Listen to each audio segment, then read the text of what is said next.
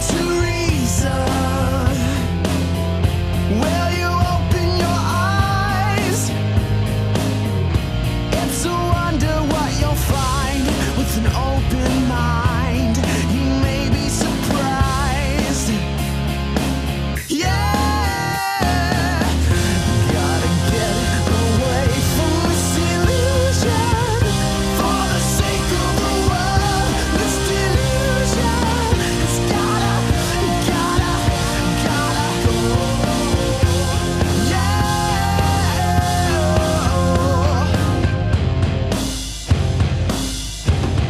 Hello everyone, and welcome to another episode of the Atheist Experience. I'm your host, Russell Glasser, and with me today is Jeff D, looking marvelous. Hi, Russell. I'll explain this later. Okay. After you finish your announcements. Today is Sunday, July 8th. We are a live call-in public access television show based in Austin, Texas, dedicated to promoting positive atheism and the separation of church and state. We are also available through live streaming video at ustream.tv. The official Atheist Experience website is www.atheist-community.org. Atheist-experience.com, my mistake.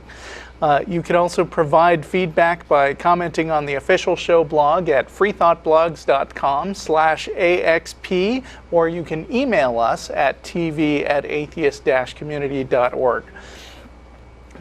If you enjoy this show, you can check out our related podcasts, which you can find through the Google machine by looking up The Non-Prophets, PHET, or Godless Bitches.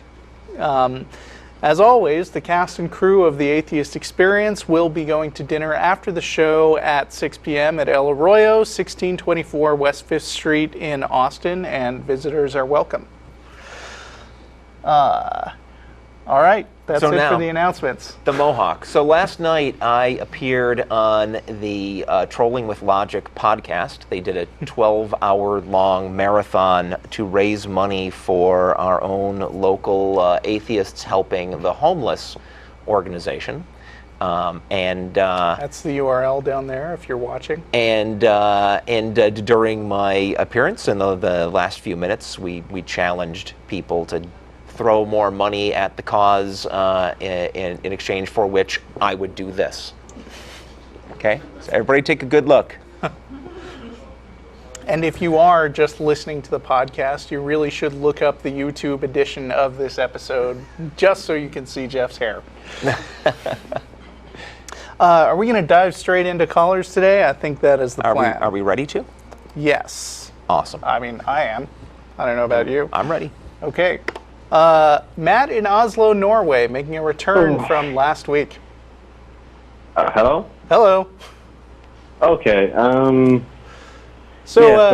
heard your call last week, you know. Oh, nice. I looked up the Tasmanian tiger. You don't want to talk about that a little more, do you? No, I'm done with that shit. Okay, because you did email us and said when I looked it up, it's a marsupial and it's a good example of convergent evolution, but you said in email that you don't think it proves creation anymore, right? I actually found out that the example was pretty bad for creation, so okay. Yeah. Well, I appreciate your looking that up. Yeah, so I got a new thing to prove creationism. Okay, what's that? Okay, initially I was going to talk about the dinosaurs that exist, like that was found now in the last century, but Mr. Dillante's boneheadedness and arrogancy made me not want to do that. So instead, I chose Icastones. Wait, why not? Excuse me? What does Matt being a bonehead have to do with not wanting to use this particular example? I'd like to hear about the dinosaur.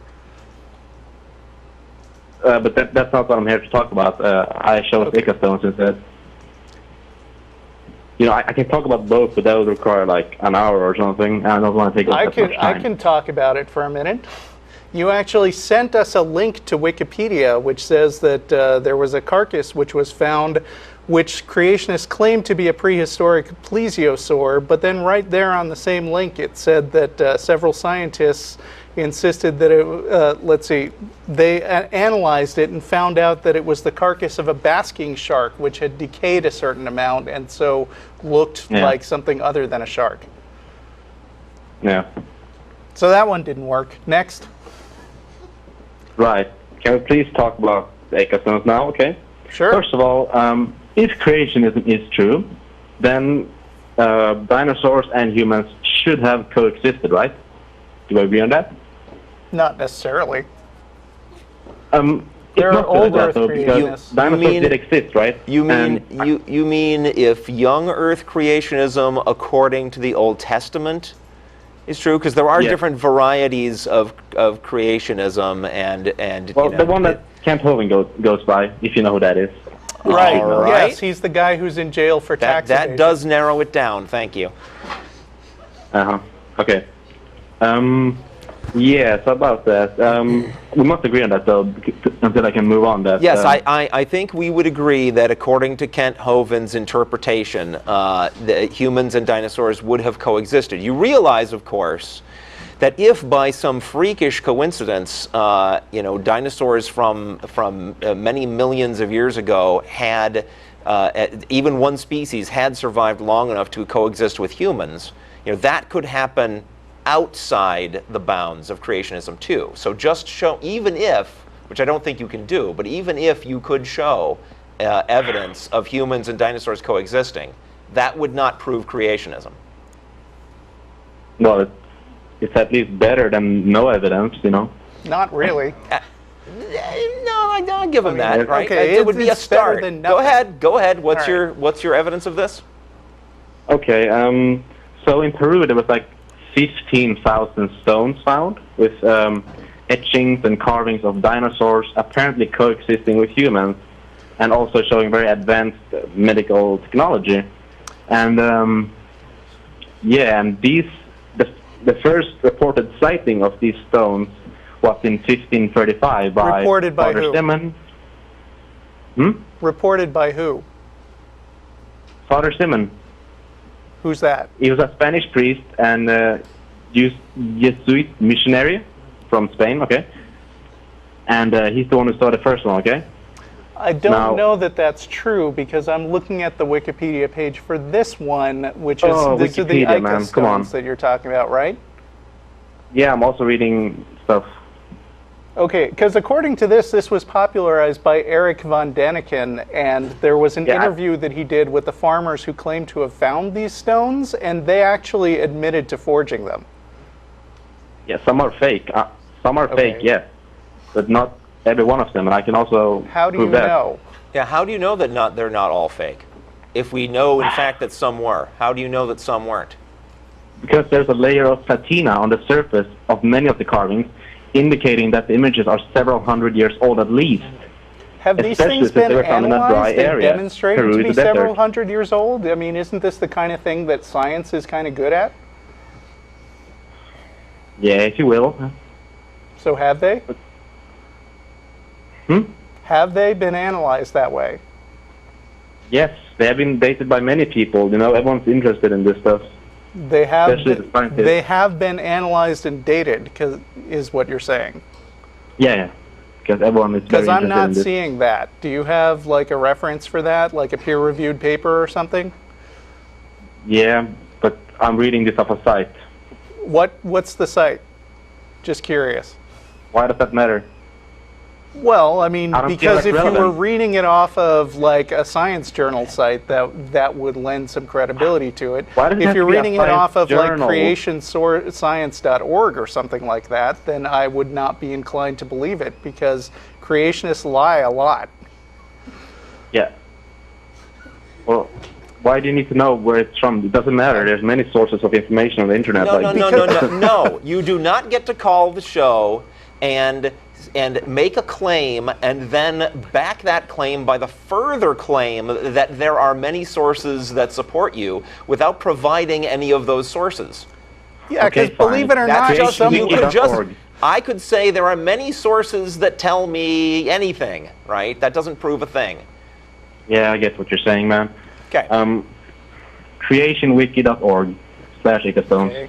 Okay, Okay. So it's not just a creation site, it's a wiki that anybody could type anything into. Yes, I know a second ago you were Wikipedia, poo-pooing Wikipedia for the same reason, weren't you?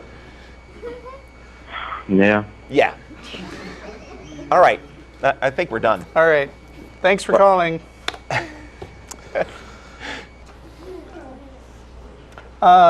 Corey in Schenectady, New York. Hello? Hi, Corey. Hi, how are you? Hi. Hi, first things first, this is to Jeff D. I don't Hi. care about your opinion, nor do I respect it, so if Oh, you could just be okay, a fluff. then thanks for calling. Fantastic. Who's next? We're being way too efficient today. I think this is going to be a problem. If you don't care about our opinion, then why are you calling the show? Jacob, also in Oslo. Hello. Hi. Hey, do you hear me? Hey, do you know this other guy, Matt, by any chance? Yeah, it's my brother. Oh. Do you have something? Are you in the room with Matt right now? No, What? we live in different apartments. Okay, okay. well, we just finished talking to him. Okay. Do you have other stuff that's going to support your guys' point of view? Yes, I'm gonna prove to you that the Bible knew the earth was round before science knew about it, and therefore it was divinely inspired, and therefore God exists.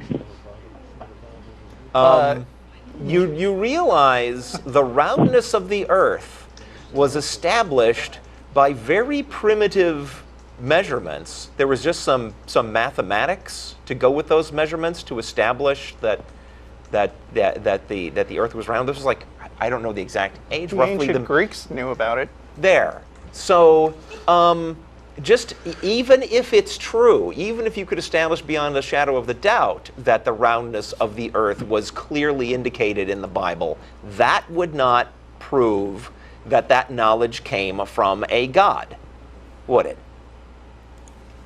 Well, if they knew about it in Greece, it doesn't mean they would know about it like in Middle East where the Bible was wrote. No, but if they figured it out in Greece without a God, then they could have figured it out in the Middle East without a God. Yeah, and the way they figured it out in Greece is that they watched ships, and they noticed that if you watch a ship disappearing over the horizon, no matter which direction it's going, the top disappears last because there's always curvature downward. So they not only figured out that the Earth was round, they actually worked out a rough calculation of about how big it was, way, way before satellites were needed to establish that. So, go ahead and read us your Bible verse with the understanding that even if you have a Bible verse that clearly states on no uncertain terms that the Earth is a sphere, that doesn't prove a thing. Go ahead. You want me to read the Bible thing? Yeah, sure. Well, you Go know, for it. we'll give you a shot. Okay, I'll do it. Are you ready? Yep. Yeah. Okay, it says in Isaiah 40:21 to 10:22, do you not know, have you not heard, has it not been told to you from the beginning, have you not understood since the earth was founded, he sits enthroned above the circle of the earth. So it's a circle. So why would he say the circle of the earth if it was thought to be flat at that time? Because if you're on a flat surface and you go to a high point and you look all around, you see roughly the same distance in all directions, and that puts you in the middle of a circle. That's why. Hey, Jacob, what do Not you a think sphere, you understand. Not a sphere, it's a circle. Yeah. What do you Which is think inaccurate. of Matthew 4:8? I'm just wondering. What does that say? It says the devil took Jesus to a very high mountain and showed that him one, all yeah. the kingdoms That's of the actually world. talking about like the poles, like north, west, south, and east. Okay. Did they see like stuff in China from there, from that mountain?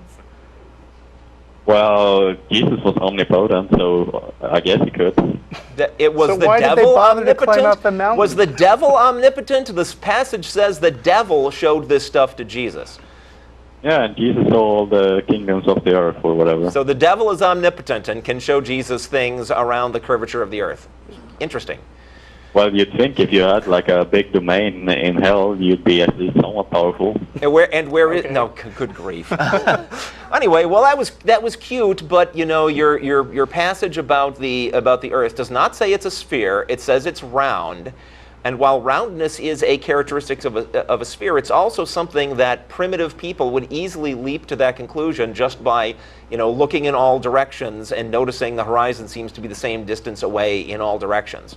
And of course, there's the ancient Greeks who figured this out for themselves. They figured out that it was actually a sphere. Even if it had been a sphere, it wouldn't have been. We wouldn't have jumped to the conclusion that it was by magic that they figured this out. You got anything else? Yeah, you're going to hell. Okay.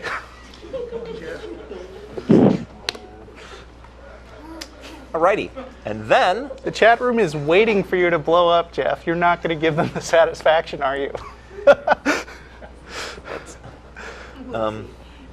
All right, we've burned through all our Christian callers in 16 minutes. I kind of feel bad about that, but not really. Danny in welcome Chicago. to call back if they got anything else. Yeah. Hello? The guy in Schenectady is welcome to call back if he apologizes. Hello? Hi, Danny. Hi. I wanted to talk about, you know how some movies will create their own religions for the story and stuff? Yeah. Why do some of them get a lot of flack from Christians and other religions when others don't, you know? Is there like a specific reason? Could you ask? That's a good What was question. that? I mean, from the perspective of Christians, wouldn't all non-Christian religions have to be made up? I mean, not just the ones explicitly made up for like books and movies, but all other religions would be made up, right? And they don't like those either. So maybe it's just because it's the same sort of thing. Yeah, I suppose, but it seems like some movies where they make up religions, they don't even get as mad about it, like Star Wars, and other ones like the Golden Compass, they really get pissed off about it. I mean, I know. Well, the Golden Compass more, explicitly was saying stuff about something that looked an awful lot like Christianity. Yeah, I know. By an author who was explicitly an atheist, expressing his views. So that's different. Right. As far as I know, George Lucas was not taking a swipe at Christianity when he invented the Star Wars religion. Although, you know, a lot of Christians will jump to claim credit by mining a story for metaphors and then saying, see, that's really just Christianity in another guise. I mean, and there are science fiction movies that explicitly invoke some kind of metaphor like that, or, you know, fantasy stories like the Narnia books, and Orson Scott Card's books that actually, like, come up with some kind of retelling of the Book of Mormon. Okay. It just seems like even some movies where they make Christian the bad guy, like the one by Darwin's ancestor came out like 2 years ago. Help me out here. Matthew Chapman did that thing with Liv Tyler that was explicitly an atheist movie with a love triangle with a Christian. But I mean, that's a pretty unusual case because, you know, that's a guy who's kind of on our team specifically making a movie. Okay. That's all I wanted to ask. Okay. Hey, I'm going to give you a page that you're going to spend hours on. It's on tvtropes.org. And when you get there, search for "No Such Thing as Space Jesus." Okay. You know, I think your question is common enough that there's a page dedicated to it with a whole giant list of examples, which starts with the quote from Star Trek V: "What does God need with a starship?" Wait, one last thing. I was listening to the old nonprofits, and you guys were talking about the Hell House. Did you guys ever actually go back there, in dresses and stuff like you were talking about?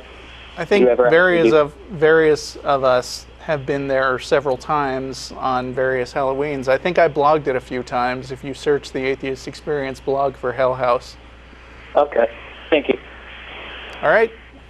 Thanks. It is kind of interesting, you know, what he brings up. Well, why on earth would these folks who believe that they are following the one true correct God get so bent out of shape by explicitly made up gods in fiction and movies and stuff? They're concerned about their youth being corrupted by worldliness. You think so? Yeah, maybe we've got Christians watching the show who would call in and comment on that. What's wrong with the mythology stuff in Lord of the Rings or in Star Wars or any of those things? Why is any of that a problem? Yeah, maybe. I listened to Way of the Master, which is the program that's associated with Ray Comfort. Yeah. Not hosted by him, but that guy is always complaining about worldly stuff. And in a similar vein, Christians are always warning parents about sending their kids to college because they're afraid that when kids are exposed to the wider world, they're going to lose their faith, which actually turns out to be true. Why are they worried about their kids being exposed to stuff that is explicitly made up, right? That nobody is claiming this is actually true. It's just fiction for fun. Why is that a problem for As them? a science fiction fan, you ought to know that like really deep concepts are sometimes explored in science fiction in a way that they couldn't be without coming up with those metaphors. And that's the thing. Maybe those things give people a way of exploring those concepts without doing it through the lens of Christianity. I don't know that that's really the thing. Not come out with the. Well, that's an interesting idea. But, they're very careful about controlling information, and that's just one of many ways. Alrighty. Let's space it out a little bit. I'm going to go to Anna in Hampton, Virginia. Anna? Anna. Hello. Hi. Hi. I just wanted to get your guys' opinion on the recent news with Valerie Hodges from Louisiana, where she no longer supports the voucher program for religious schools because they're going to apply to Muslim schools. Yeah, that bit him in the ass, didn't it? You would think. I don't understand how they could have gotten that far and passed that law without thinking at all about the ramifications of it. It's just astonishing to me, the lack of consideration of the obvious consequences of their own actions. They must think that Christianity occupies a special status, and then they have to use all these tricks to make the religious money go to the religious schools, not realizing that this is protecting individual sects of Christianity and Christianity in itself as much as it's protecting atheism. I mean, as an atheist, I don't want my kid winding up going to a school that preaches Jesus bullshit. I don't want him going to a school that preaches Islam either. And the more religions you get, the less likely it is that it's your money is going to be going to the one you like. And I'll bet you don't need your kid going to a school that's going to explicitly teach him atheism either. Nope. Because you are a parent and can handle that at home. Yeah, and just like they say on Way of the Master, just by being exposed to the rest of the world and not kept in a little bubble, he's going to tend toward atheism anyway. She says that she thought it would be limited to the founders' religion, as if, Why did she think that? Why on earth did she think that? If they said if they wanted to limit stuff to their own religion, they would have said so. What was that? Maybe she thinks the only real religion is the Christian one. Well, I'm sure that's what she thinks, but she's apparently not even aware enough that other religions are practiced in this country for it to have ever crossed her mind that if they pass a blanket law channeling government funds to religious schools, that those are going to include some religious schools that aren't her religion. It's crazy. Do you think it's more about her being anti-Muslim rather than just any other religion besides Christianity? Say again? Do you think it might be more about her bigotry towards the Islamic faith rather than just it not Well, being I'm sure I'm it sure is. she'd I'm just- freak I can't- out just as much if it were a Wiccan school. Yeah, I'm having trouble even getting past the fact that they passed that law in the first place without it ever having occurred to them that this could be the consequence. You know, people demonize She's atheists surprised. for fighting Why is she these surprised laws. that that's what their own damn law means? People don't realize, people demonize atheists for fighting these laws without realizing that we're doing it for them too. That they really, that we're trying to help them see that this is not going to be the great thing that you think it is, and we're saving you from yourselves. So there you go. All right. All right, thank you, guys. All right. Thanks for calling. See you on Facebook, right? Yeah, see you. Bye. Emmanuel in Madison, Wisconsin. How's it going? It's going well. How are you guys doing? Fine. All right, awesome. I guess I wanted to begin by saying I appreciate your show. I appreciate you, flexing your intellectual ability and trying to think things out. I think people who come on and are belligerent aren't really representing the Christian faith really well, so I want to apologize for that right off the bat. Okay. All right. Thanks. So what I wanted to talk about is sort of the really premise of atheism, the rejection of the positive claim of a deity or really anything supernatural, so to speak, because of the lack of meeting a burden of proof, if you will. Is that correct? That's pretty close. That's well said, actually. Well, actually, you sort of state yourself, and then we can go from there. No, I'm. We're happy with the way you said it. Go ahead. Okay, awesome. All right, so I think again that's a great way to put it, and I know it allows you to say, oh, we're going to push the burden of proof on you to prove this, this God exists. Oh, no. Wait. What is this? No, not who's push. pushing? Okay, sorry. No, I agree. I agree that the burden of proof is on the person making the positive claim. I agree. That is a fact. That's a fact. The thing that we sort of get into cloudy sort of double talk is when you then take that and then you say you believe in, say, a natural universe, a universe that has natural origins. Again, so is that something I'll ask you two can answer? Do you believe that the universe had natural origins? Well, we all agree that the universe exists, and we agree that natural processes exist. And so in the absence of some other thing besides natural processes, the best estimate we can make is that the things that we've actually observed have a causal relation. That doesn't mean that we've completely excluded the possibility of a God having created it. It just means that in the absence of evidence for what actually did the causing, you either say you don't know or you fall back on the stuff that you do know. See, that's the thing, is that we don't know anything about the origin of the universe. No, it's not So true that we don't know anything. We know, we know back to the Planck time, for instance. Would you agree with that? But so I see. This is the thing: is that what do we know? See, when you talk about what we know back to the Planck time, I understand what scientists have told you. They believe about the Planck time based on the observations that they have made during this current time. But again, though that's not something that you can say definitively, and that's something scientists would never say definitively. But it is something. Hold on. But it is something based, as you say, on observations, which gives it a leg up over anything that is based on revelation or dreams or ancient holy texts. It just does. It may not be perfect, but it automatically wins over stuff like that. Wait. So so you say observations.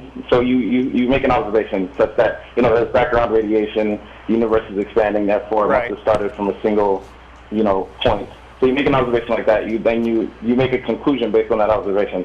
How is that different from the general observation of everyone in every period of time where a religious text has come from thousands of years ago that has said God said this? It's an observation. There's a text here right? That's something we have. We have the text. But I mean, we don't believe that the Big Bang is accurate because we read it in books. I mean, what we're observing is not people who say that the Big Bang exists. We're observing actual physical artifacts, not just people saying stuff. No, I'm not talking about the claims made in the book. Emmanuel. I'm talking about the not artifacts. Actual, I just realized. So that we have a book, right? So say we didn't have a book. No, hang on, Emmanuel. I get you. I get you. You're saying those people that wrote those books observed that stuff. Right? I'm not even saying that. No. I'm not even going as far as there. No. Okay. I'm simply saying the actual book. The fact that we have a book. Yeah. That says that, and multiple books that say that God, or some supernatural entity, right, gave them that. So that is an observation that would, I guess, suggest that supernatural does exist. That is an observation. Fine. We have an observation. You don't even have to touch the Emmanuel. Correct. We have an observation that there are numerous holy books that are associated with various religions. Yes, we have that observation. There are such books. Now, what do we conclude from that? It sounds to me like you're thinking it might be reasonable to conclude that because there are a bunch of holy books, that therefore there must be something to the beliefs associated with those books. No, I'm saying in the same way that you observe background radiation, right? And you make conclusions based on that observation. I'm asking you what conclusion are you suggesting might be reasonably drawn from the existence of holy books? Are you done? Sorry, let me finish phrasing my question. I'm asking you, what conclusion do you think might reasonably be drawn from the observation that there are a bunch of different ancient holy books?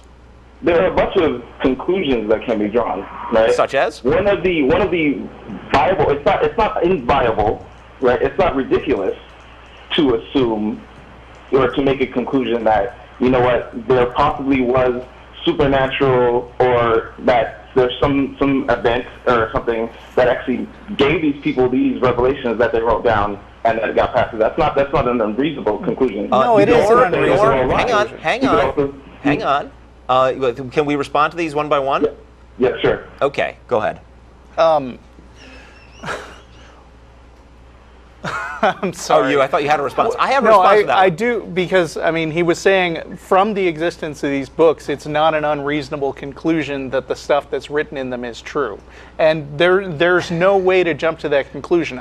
We have Aesop's fables also. And they're very old, and they don't explicitly say this is actually a work of fiction, by the way. Somebody stumbling across this book might actually believe in a talking fox who found a bunch of grapes.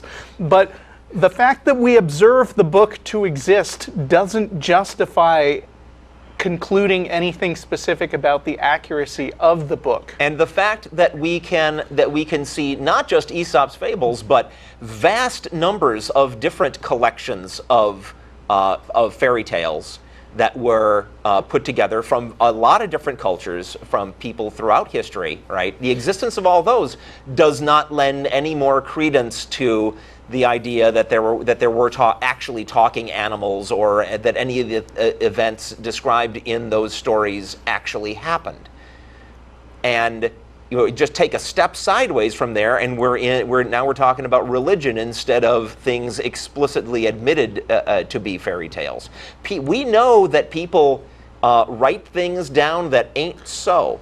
We know that people have hallucinations. We know that people there's all kinds of behaviors that explain the existence of inaccurate ancient writings. That there's no particular reason to leap to the conclusion that books describing events which cannot be duplicated now are describing, in fact, giving accurate descriptions of events that happened in the past. Why would we?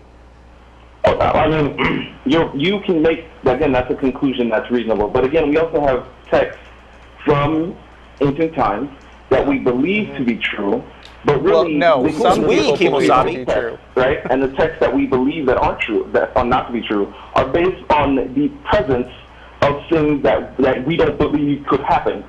You understand? So your way, your textual criticism that you're using for ancient documents is based on your claim that these events do not exist. So if you find a book about Nero, you know, Emperor, if we found it in a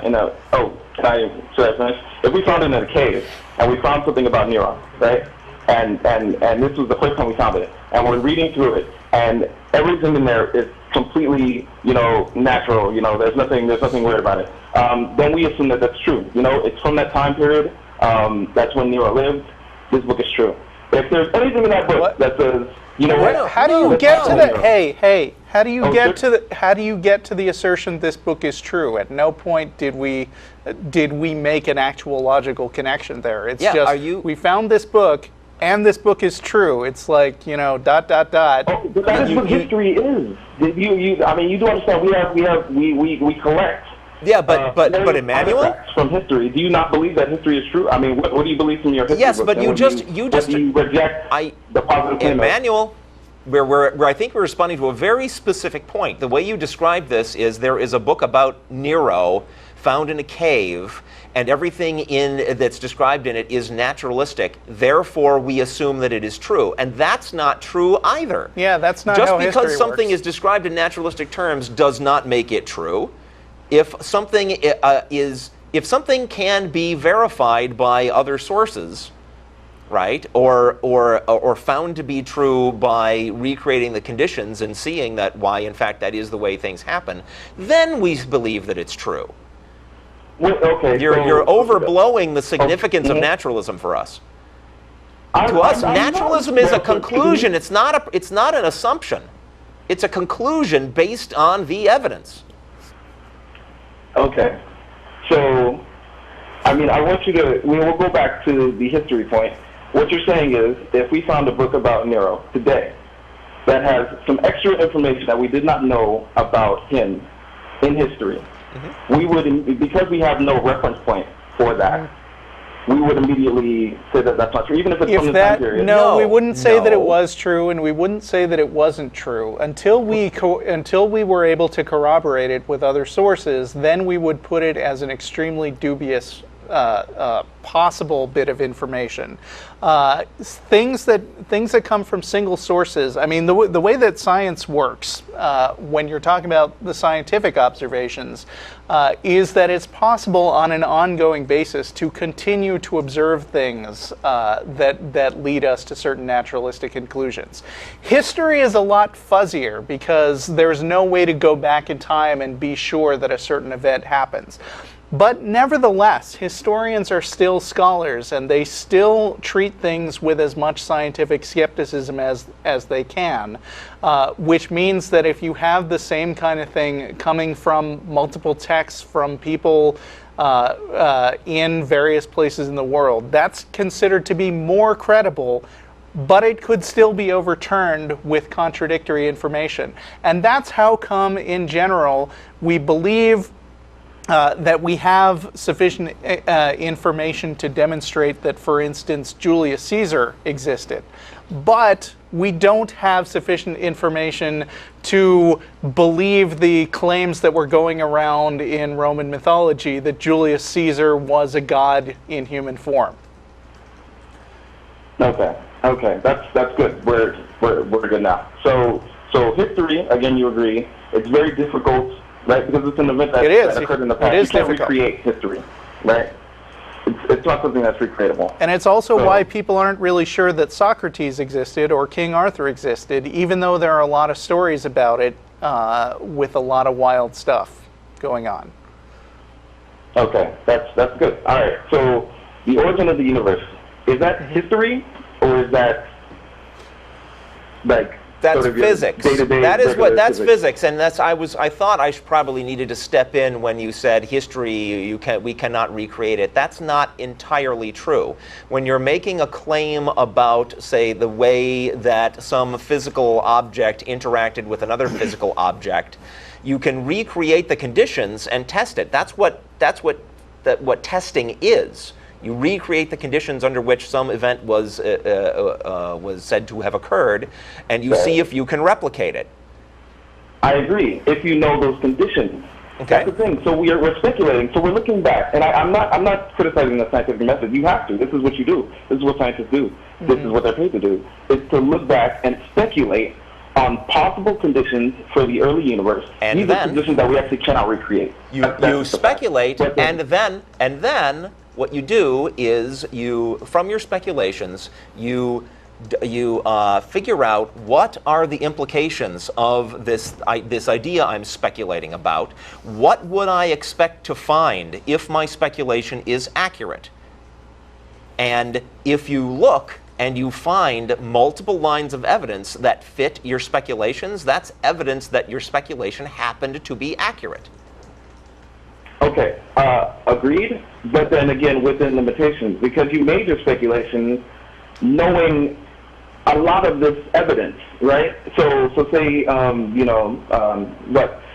most theories, the Big Bang, like most theories, we don't move away from them until we find something, right, that tells us, okay, this theory can't be true. We need to come up with something else that better explains all of the evidence. By the way, to be fair, I just remembered that we have in the audience a physicist who doesn't think that the Big Bang is the best explanation for the origin of the universe. And I know he's going to give me hell for this if I don't later, if I don't bring it up. But he thinks that there is another physical explanation that fits the facts better than the Big Bang, but I'm not sure how popular that theory is right now. But whatever it is, it does not invoke the influence of any supernatural forces, the existence of which cannot themselves be established.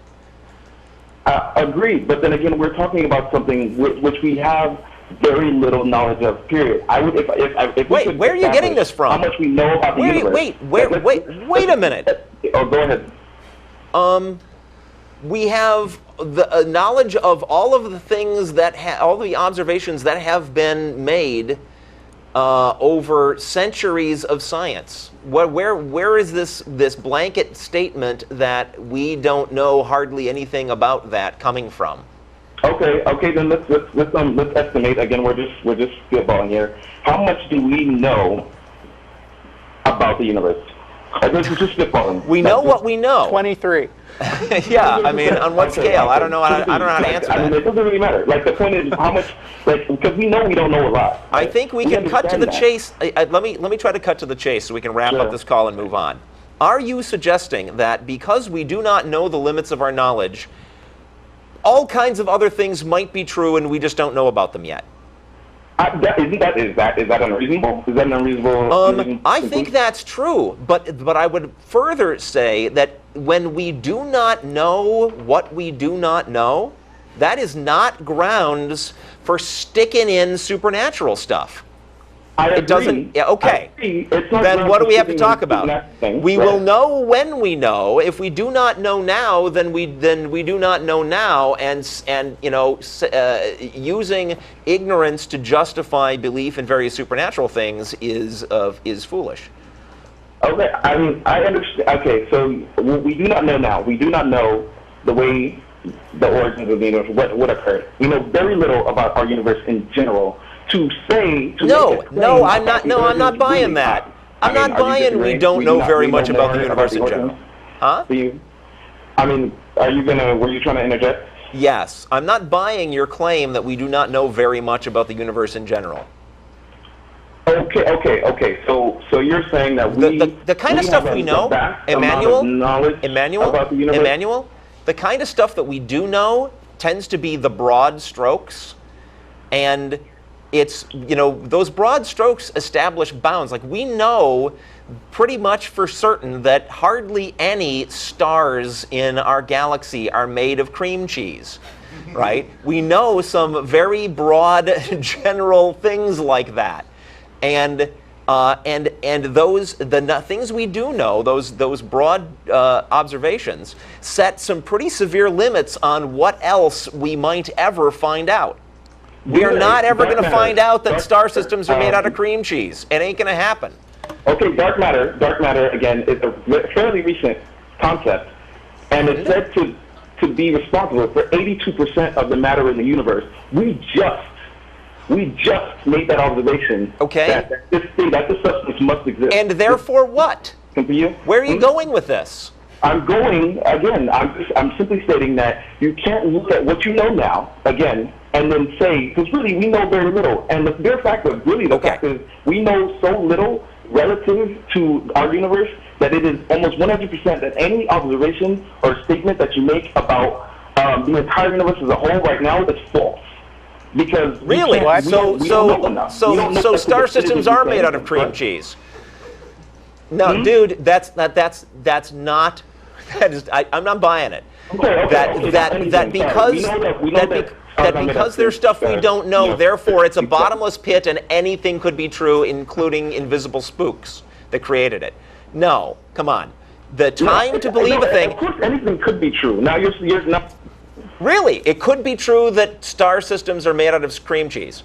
No, I mean. So not everything could be true, right? Not everything.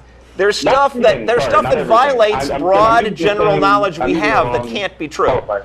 Huh? There's stuff that violates broad general knowledge we do have that cannot be true. I agree. Okay. I agree. No, I think where you're going with this ultimately is a great big roundabout way of getting to the argument from ignorance. Not so much. And the God of the gaps. And the God of the gaps, Emmanuel. We've heard this a million times before. The God of the gaps. Here, you're trying to establish that there's this vast amount of stuff we don't know and stick God in there, and we're not buying it. The time to believe that there's a God is when there's positive. Emmanuel. The time to believe that there's a God is when there is positive evidence that it exists, and not before. Okay. All right. So you're willing to make claims and accept claims as an atheist that have not been proven. Again, that very small, like what? Very little evidence, like what? So to speak, to be able to describe them entirely. Such claims as that a have not naturalistic origin of the universe. That is something that no one can speculate Emmanuel, on. what claims? You're accusing us of believing claims that have not been proved, and I'm asking, like what? Like a natural origin of the universe. That is a claim. We know that here's what we believe about the origin of the universe. And Russell already went over this. I don't know why we're back on this territory, at the beginning, right? Yeah. That we know that natural forces exist. We know that. We do not know that supernatural forces exist. And if you want us to waste time, if you want scientists to waste time looking for supernatural forces that could have caused the universe, you are flapping your gums for no reason. They're not going to do it because they're not into wasting their time. When it is shown that there are supernatural forces at all, then we can start looking for supernatural origins for the universe, maybe. Not before. Okay, awesome. I think now, what evidence? Thanks for calling. Man. I didn't want to stop you, man. Okay, I don't want to take up the whole show. It was beautiful. We do have, 10 minutes, so I'm just going to remind people who are local that not to come, but we are going to happen to be at El Arroyo on 5th Street, so that's where we're going to be eating dinner at around 6. Knowledge they can do with as they will. That's right. Although we may not know it. It may just be speculative. Dan in Hilton, New York. Good afternoon, gentlemen. Hi. Thanks for having me on. Hey, I had the pleasure of debating the presuppositional apologist Cy ten Bruggencate. Did you post this on Reddit by any chance? Yes, it's on. I have read it. YouTube. Yes. Yeah, actually, if you Google Rochester Atheist Examiner, you'll bring up the video of the debate. And anyway, he stole your stuff, right? I'm not going to step on you. Go ahead. Yeah, I just wanted to share with you the what I call the rhetorical sleight of hand that the presuppositionalist uses whenever they encounter an atheist. It's kind of interesting. One of the main questions they'll ask is, can you be wrong about everything that you claim to know? And that's actually a trick. Yeah, it's a trick question. because the definition of the word know, which is a reasonable definition the presuppositionalist will use, is a justified true belief. But it turns out the very ground of our understanding, what I call necessary truths or axioms, are not knowledge claims in that they're not externally justified. So if you say, yes, I could be wrong about everything that I claim to know, the presuppositionalist will then attack you for not being able to know anything at all. It's Right, really just but they'll also say, like Ray Comfort once said, well, you can't claim to know everything, but I can. And I just say, no, you can't. I mean, exactly.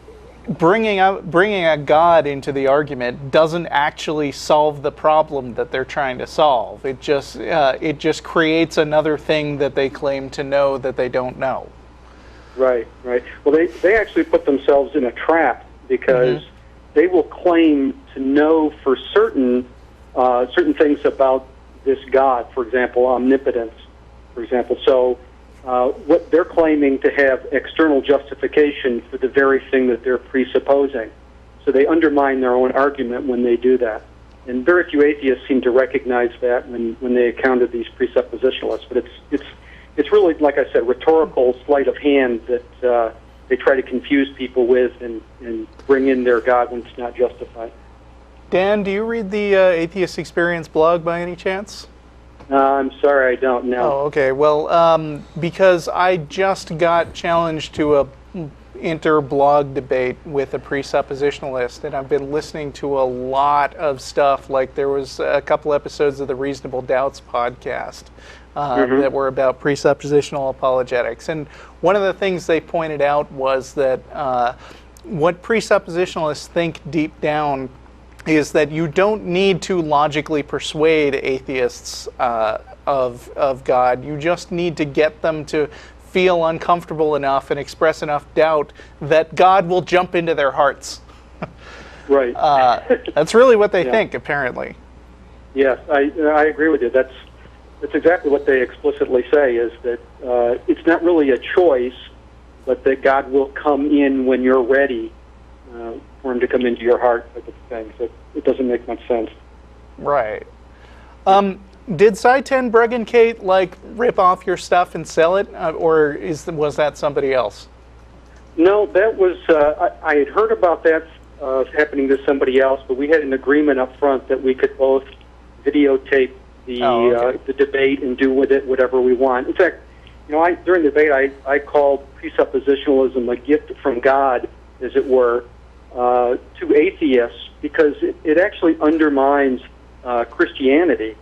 So I want Sci to be as popular as possible, because what he's doing is painting himself into a corner, and he has no escape, because he has to trash the evidential arguments in order to promote his presuppositionalism. And as soon as you undermine presuppositionalism, he's stranded with nowhere to go. So when I say it's a gift from God, by the way, I'm just using God as a metaphor for reality. So I'm not talking about an actual existent entity. But. So if he calls, would you recommend taking the call? Because he strikes me as kind of a dishonest scumbag that I'd be wasting my time on. As long as you understand, some of the tricks that he has up his sleeve, the no question. If he asks you, for example, what truth is to you, and most people will use truth as that which corresponds to reality. Another trick that they'll use is they'll ask, who's reality? But in fact, what we do is create models of reality. Right. And then the evidence that best fits the model proves the model itself. And so they conflate actual reality with the model of reality. So that's another trick that they do. So as long as you understand those different tricks, then sure, take the call, do whatever you need to do to debate with them, and you shouldn't have any problem at all. Okay. All right. By Thanks the way, for calling. I just wanted to shout out. I emailed another presuppositionalist, Kerrigan Skelly. If anybody knows how to get in touch with him, I'd like to debate him or Eric Hovind, who's kind of taken up this whole presuppositionalist thing as well. So if there's any way that I can get in touch with these people, or anybody interested in sponsoring a debate, I'd love to. All right. Engage them as well. What's the group that people can contact you at? Fooney Group, which is FUNY Group.org, O-R-G. Okay, thanks. Great, thank you. Bye. You mentioned that, is this all presuppositionalists? Really, their motivation is just to make the atheist uncertain to the point where God can jump in? There's like a playbook somewhere. Are these the kinds of Christians who would have to take the blasphemy challenge seriously? The blasphemy challenge is... Denying the Holy Spirit thing, right? Which is supposed to be the one unforgivable sin? I have no idea. Which would immunize you from God ever jumping in. Then I'm wondering if they will even talk to a person who has immunized themselves from having the Holy Spirit jumping in by taking the blasphemy challenge, because that would render the entire exercise pointless. Can't tell, but I mean, you know, they might reach people in the audience if there is an audience. Just curious about the implications. Okay. We got like a few more minutes, and so Bobby in Los Angeles, you're not going to be able to be on for very long, but what's on your mind? Hey guys, how are you? Fine. We're great. What's up? I don't know if you remember, I called you guys. I've waited a long time to get this set up again, you guys, like Jeff and Russell, because I spoke with you before. Yeah? Okay. Yeah, and I don't remember. we spoke about a lot of things, but yeah, I'm still struggling with this, and okay. I'm just calling today to say that having faith is a good thing, and it's not a bad thing. Yeah, having faith in what is a good thing? Well, a certain amount of faith is good, and well, how much faith is good? Should I have Not too faith much. that the stars are made of cream cheese? No, definitely. Yeah, you know, the dictionary that's definition... the reason why I didn't really want to call in today, because a lot of the calls today was just too much, especially the first two callers from Oslo, Norway. They just make what I want to say that much harder and makes me sound stupid. And, you know, putting words in my mouth also makes me sound stupid, so please don't do that, you know? Okay. Another thing is... I got questions for you, though. But we only have a minute left. Oh. We'll have to pick you up after on hold. But look, well, the number one thing is this, Bobby, the Higgs particle that was discovered. If scientists didn't have faith in that particle, it wouldn't be discovered. It wouldn't Scientists have any didn't have motivation faith for people in it. to search for things. Faith did and not... Wait a minute. Having faith would actually, Okay, in a way, have you, Bobby, you know, search for playing, things, search for answers, Bobby, search for meaning. you gotta stop him. Okay. Bobby, I'll pick you you're up on hold. afterwards. You're playing with the dictionary definition of faith, which you alluded to yourself. The word faith can be used for anything from just kind of making the assumption that any random chair you sit down on is going to bear your weight because you've got such a wide range of experience with chairs that they tend to do that thing, all the way to believing in invisible spooks in the sky that created the universe. There are huge, vast differences in those kinds of faith, and some of them are reasonable in some cases and some ain't. Okay, that's our show. Thanks for watching, and we'll see you next week. If we didn't get to you, then hang on, and I guess we'll take you for a few minutes before we head for dinner at El Arroyo. Bye, everyone. Thanks, Jeff. Thanks, Russell. Bye, folks. Oh my gosh, we're getting flooded.